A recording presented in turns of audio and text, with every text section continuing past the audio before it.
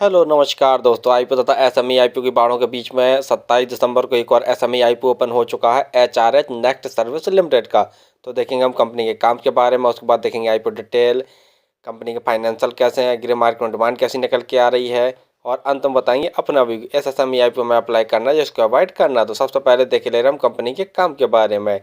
तो HRH next service limited है, यह business process outsourcing service company provide करवाती है, जैसे chat support, weekend support, voice support and email support. तो इस प्रकार की कंपनी सर्विसेज प्रोवाइड करवाती है। कंपनी के करंट क्लाइंट्स में देख लिए जाएं तो telecom sector, food tech sector, auto tech sector, e commerce sector, fintech, education, health care, government, banking और भी बहुत सारे सेक्टर्स हैं जहां पर ये अपनी इस प्रकार की कंपनी सर्विसेज प्रोवाइड करवाती हैं।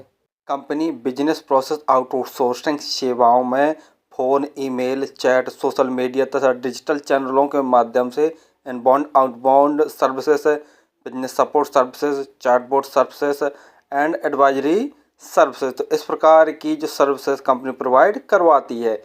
30 नवंबर 2023 तक एचआरएच नेक्स्ट में 284 एम्प्लॉय काम करते थे, जो कि day to day operations and administrative task, secretarial work, legal matter, marketing और भी इस प्रकार के जो वर्क्स हैं या जो गोल हैं उनको कंप्लीट किया करते थे। तो काम तो आपको समझ में आ गया होगा। चलिए अब देख ले हम आईपीओ की डिटेल के बारे में।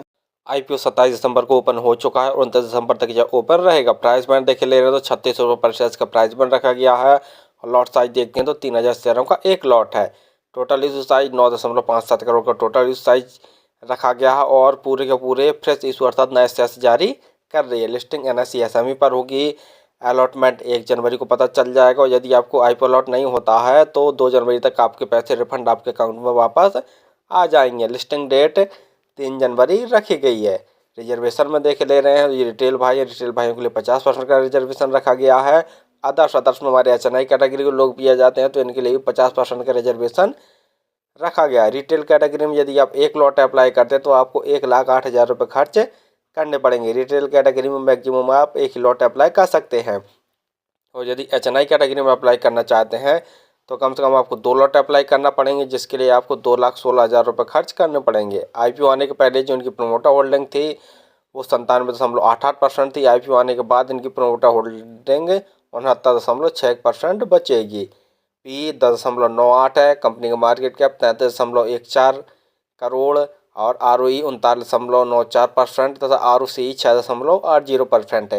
यानी आरओई तो बहुत सही हो तथा आरओसी देखते हैं तो काफ़ी वीक है। फाइनेंशियल देख ले रहे हैं, लेकिन फाइनेंशियल देखने से पहले आप हमारे चैनल को सब्सक्राइब कर लें ताकि आपको समय समय पर शेयर मार्केट संबंधी जानकारी, आईपीओ संबंधी जानकारी तथा एसएमई आईपीओ संबंधी जानकारी मिलती रहे। तो जैसा हमने फाइनेंशियल ओपन कर लिए हैं, जो अमाउंट दिए हुए हैं सभी के सभी लाख में दिए हुए हैं। तो कंपनी के एसेट्स साल साल लगातार बढ़ रहे हैं। रेवेन्यू देखते हैं तो मार्च 2021 में कंपनी का रेवेन्यू 2,424 लाख का था।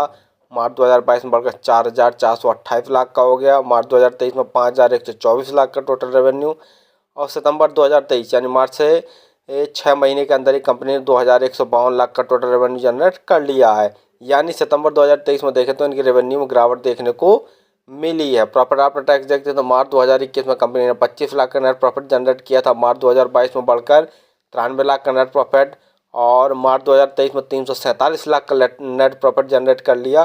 सितंबर 2023 यानी 6 महीने के अंदर ही कंपनी ने 150 लाख का नेट प्रॉफिट जनरेट कर लिया। यानी नेट प्रॉफिट में भी सितंबर 2023 में गिरावट देखने को मिली है। नेट प्रॉफिट देख रहे हैं तो वो भी साल साल बढ़ रही है। रिजर्व देख रहे हैं कंपनी का तो मार्च 2021 में 583 लाख का कंपनी के पास रिजर्व था। सितंबर 2023 में देखते हैं तो 665 लाख का रिजर्व है कंपनी के पास। टोटल बोरिंग मार्च 2021 में 401 लाख की टोटल बोरिंग थी, जो कि बढ़कर सितंबर 2023 में 1,083 लाख की टोटल बोरिंग हो गई है। यदि अपने रिजर्व से भी ये टोटल बोरिंग को चुकाना चाहेंगी तो फिर भी लगभग 400 लाख के आसपास कंपनी के पास टोटल बोरिंग बचेगी, जो कि कहीं ना कहीं थोड़ा सा ज़्यादा है।